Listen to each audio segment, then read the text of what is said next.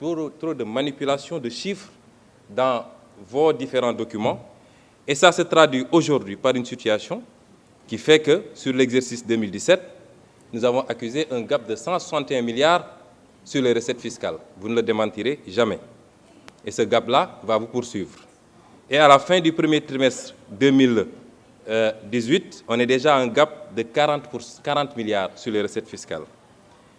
Ensuite, nous avons, et nous l'avons démontré, puisque personnellement j'ai saisi le FMI et je vous en ai fait ampliation, que sur les années passées, vous avez fait un dépassement de l'ordre de 216 milliards sur les ressources extérieures.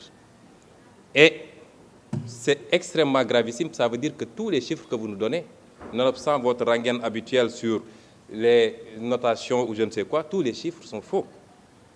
Et voilà les causes de la difficulté de trésorerie, malgré les dénégations. Et ça conduit à quoi? Ça conduit à une frénésie de l'endettement, 61% sur le PIB. C'est inadmissible pour le Sénégal.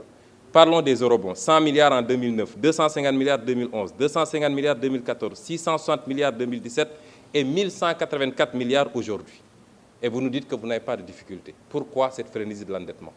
Pourquoi, dans le cadre de cette loi de finances-là, vous êtes encore dans cette dynamique de créer toujours et encore des taxes?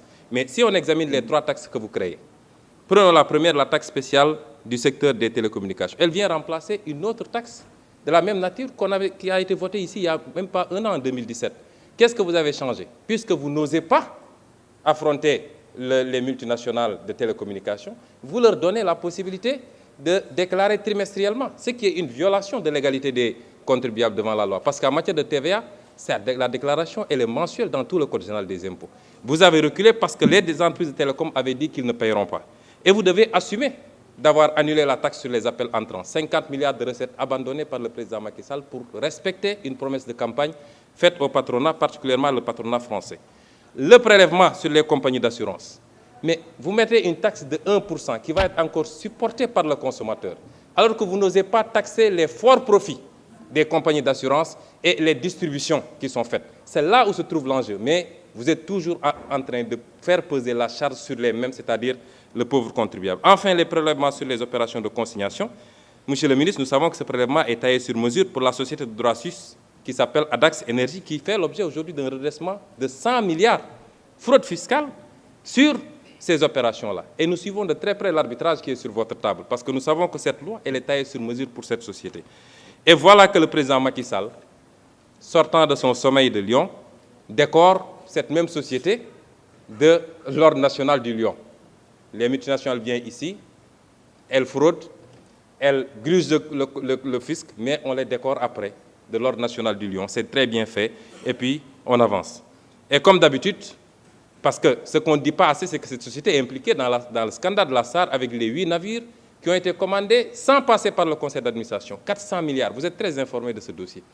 Et c'est cette société qui est décorée aujourd'hui, et cette société qui mérite qu'on lui présente, qu'on fasse une loi spéciale, que nos 20 députés vont voter. Il y a une plainte aujourd'hui à Londres et une plainte au Sénégal. Notre Assemblée nationale aurait dû s'autosaisir si elle était digne de son nom. Et je sais très bien que le président de notre auguste Assemblée connaît bien cette société, presque propriétaire de Oryx, dont il a été lui-même actionnaire, même s'il se défend d'avoir cédé ses actions depuis 2006.